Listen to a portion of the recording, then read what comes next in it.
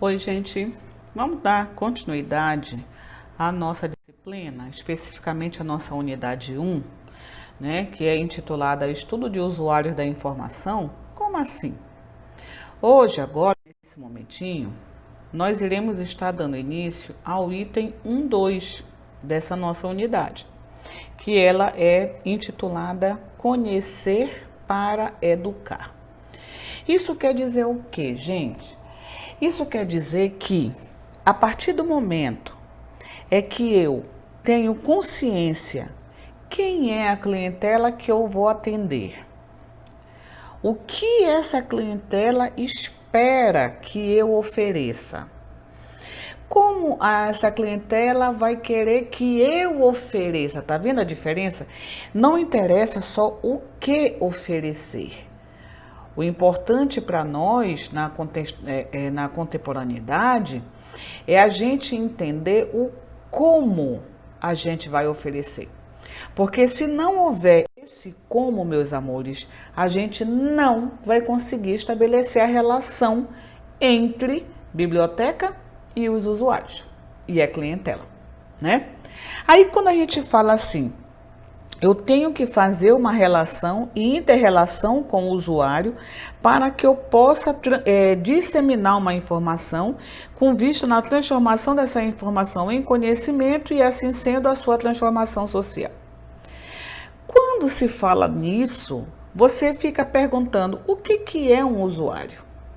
O que é uma usuária? Então, aqui nós trouxemos as duas definições que o professor Pereira coloca no nosso material didático. A primeira definição é de Cunha, né? Então, para esse autor, o usuário é considerado toda e qualquer pessoa que faz uso do serviço da biblioteca. E esse uso que ele faz é no próprio local da biblioteca. Então, ele se desloca até a biblioteca para fazer uso de algum serviço ou obter algum produto que essa biblioteca oferece, tá? Então, ele vai lá ou fazer uma consulta local, ou retirar um documento, que a gente chama isso de empréstimo, né?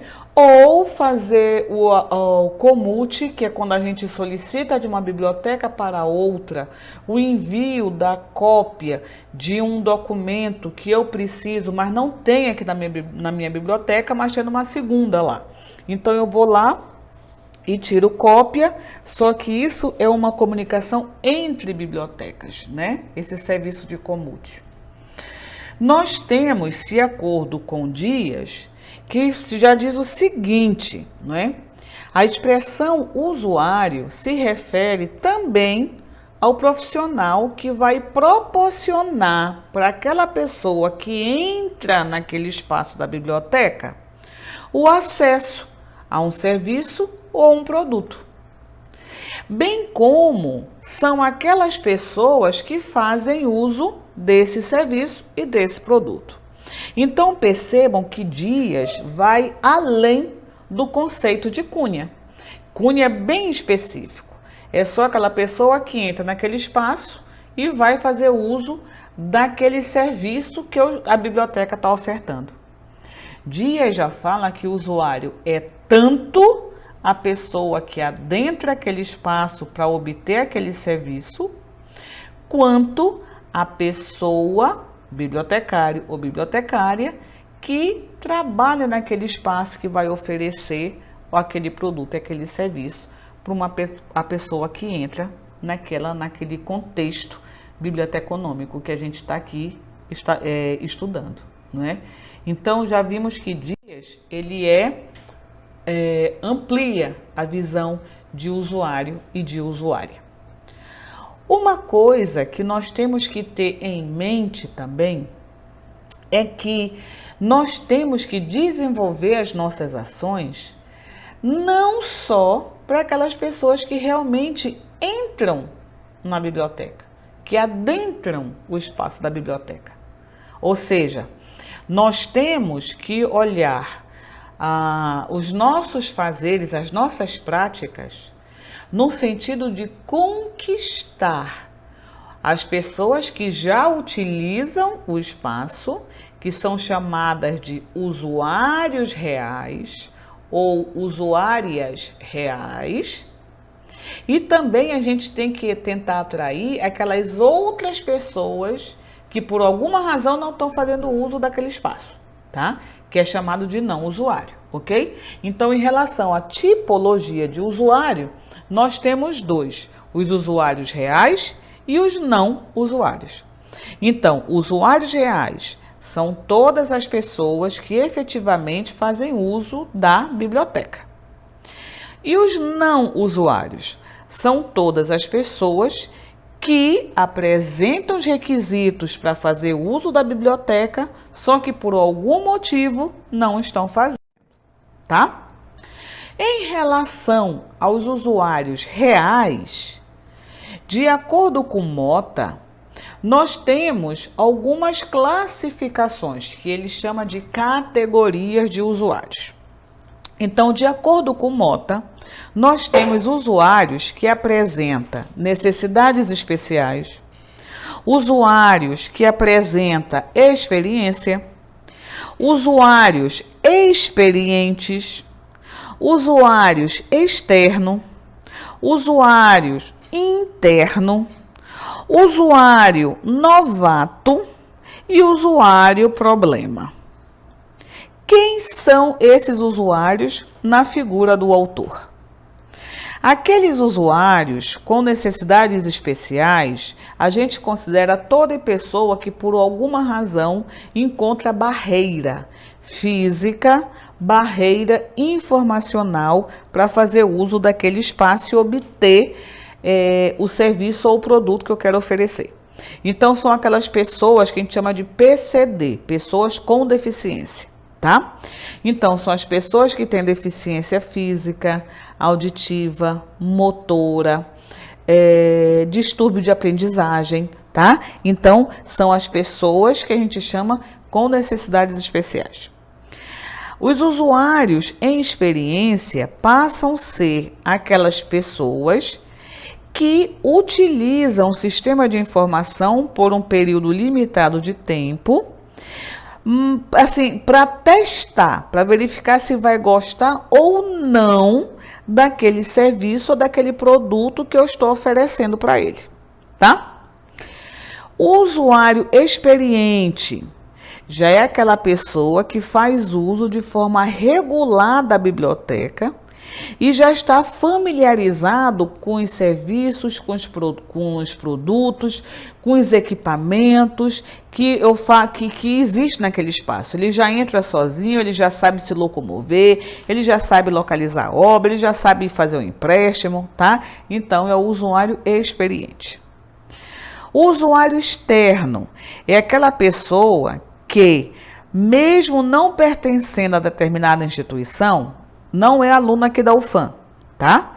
Mas pode vir até a biblioteca da UFAM para fazer uso dos seus serviços ou seus produtos, ok? E o usuário interno já é você, já é aquela pessoa que usa a biblioteca da UFAM porque é aluno da UFAM, porque é funcionário da UFAM, tá? Então está ligado à instituição propriamente dito. O usuário novato é aquela pessoa que está chegando pela primeira vez. Nunca fez uso daquele espaço. Então, é aquele meu não usuário que aparece na minha biblioteca, começa a gostar e se transforma em usuário real, tá? E o usuário problema, gente, é aquela pessoa que fala alto, é aquela pessoa que risca o livro, que rasga o livro, que leva, não devolve. Então, é aquela pessoa que não é colaborativa, né? É como ele coloca aqui, é a pessoa que tem um comportamento incompatível com a norma, com o padrão que a gente espera que a pessoa tenha, ok? Isso significa que, a partir do momento que eu conheço o meu público, a minha clientela, eu posso conseguir construir ações, ou seja, serviços ou produtos que de fato vão ao encontro da necessidade informacional desse público. É por isso que eu preciso conhecer quem é esse público. O que esse público deseja da biblioteca? O que esse público espera que eu ofereça para ele? E o mais importante, meus amores, é eu entender como esse público quer que eu ofereça. Não adianta você oferecer um serviço, uma programação linda, maravilhosa, extremamente importante, com uma qualidade assim impecável. Você fez, colocou sua energia ali, você trouxe pessoas de fora, pessoas importantes para a área, pessoas que vão realmente ajudar na formação daquele público, digamos, vai ser os alunos que vão estar se preparando para o vestibular, para o Enem, para o PSC, para o macro, não sei qual é o nome que vocês utilizam. Eu faço, vai ser massa aquela programação. Só que quando as pessoas chegam lá, as pessoas começam a dar aula como se estivesse dando aula para a universidade. Na prática, já aconteceu isso comigo. Me chamaram para trabalhar como se estrutura artigo científico, artigo de impacto. Então, eu tinha que trabalhar como é que tem que ser o artigo mesmo, quais são os elementos, quais são sabe, uma linguagem muito técnica para ser aprovado num artigo Qualizar, que é o nosso artigo, é o top de linha, né, na produção científica. Então, eu estou pensando que quem vai assistir essa palestra são pesquisadores que trabalham na determinada instituição que me mandaram ir lá. Quando eu me deparo, eu encontro o aluno de 2º grau, ou ensino médio, não é? E eu olhei e falei assim, meu Deus, essas criaturas não sabem nem o que é um periódico. Imagina o que eles têm que fazer para atingir um periódico de Qualizar. Estão sacando a loucura? Eu não conhecia o meu público, já começou aí. Como eu não conhecia meu público, eu fiz uma apresentação muito legal, mas que em nada interessou para aquela clientela, porque até a forma como eu falava, eles não entendiam. O processo linguístico não batia com o processo linguístico deles, né? Porque eu estava muito além da necessidade informacional deles. Então, significa que, por mais bela seja a tua ação, o teu serviço, o teu produto, se não tiver consoante a necessidade daquele teu público, ou seja, como esperam que seja oferecido, você não vai obter o êxito que você gostaria que aquela ação tivesse. Então, por isso que nós precisamos conhecer essa clientela, né? O que eles realmente esperam e como eles esperam que eu faça.